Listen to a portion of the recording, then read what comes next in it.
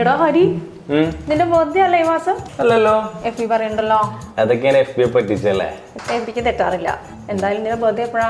My birthday is on January. ഓ, നീ വലിയ കൂക്കൊക്കെ അല്ലേ? പാർട്ടിയില്ലേതാ പുഷ്പ?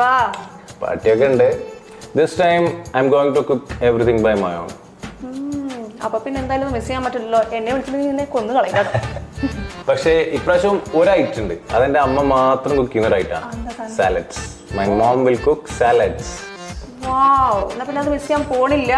എന്നെ വിളിച്ചോളാം. വിളിച്ചില്ലെങ്കിൽ ഞാൻ വരും. Everybody is welcome. Oh, thank you so much.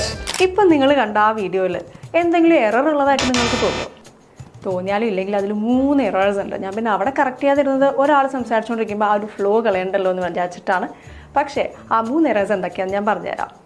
First one, my birthday is on January എന്ന് പറഞ്ഞു അല്ലേ?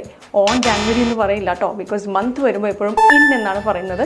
So it is going to be in January. My birthday is in January അല്ലെങ്കിൽ ഇൻ ഡിസംബർ എന്നാണ് പറയുന്നത്. രണ്ടാമത് പറഞ്ഞത് എല്ലാം ഞാൻ തനിച്ചാണ് ഉണ്ടാക്കുന്നത് എന്നുള്ളതിന് I M going to cook everything by my own എന്ന് പറഞ്ഞു. That's not by my own, it's on my own. Okay, നമ്മൾ എന്ത് പറയുമ്പോഴും ഞാൻ സ്വന്തമായിട്ട് ഇൻഡിപെൻഡൻ്റ് ആയിട്ടാണ് ചെയ്യുന്നത് എന്ന് പറയാൻ വേണ്ടി ഓൺ മൈ ഓൺ എന്നാണ് പറയുന്നത്. So that was A second mistake. ഇനി മൂന്നാമത് വന്നിട്ടുള്ള ഒരു മിസ്റ്റേക്കും കൂടെ ഉണ്ട്.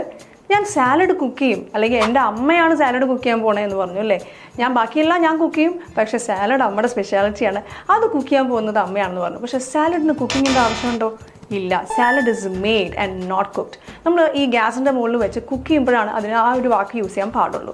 നമ്മളിത് ചെയ്യുന്നില്ല, ജസ്റ്റ് റോ മെറ്റീരിയൽസ് എല്ലാം കൂടെ ആഡ് ചെയ്യാണ് ചെയ്യുന്നത്. So it's going to be I made the salad. അല്ലെങ്കിൽ ഈ ഒരു സിനാരിയോയിൽ വരുമ്പോൾ എൻ്റെ അമ്മയാണ് സാലഡ് കുക്ക് ചെയ്യുന്നതെന്ന് പറഞ്ഞു. So my mom will be cooking എന്ന് പറയുന്നതിന് പകരം my mom will make the salad എന്നാണ് പറയേണ്ടത്. Okay, so hope that's clear and use it correctly. Thank U.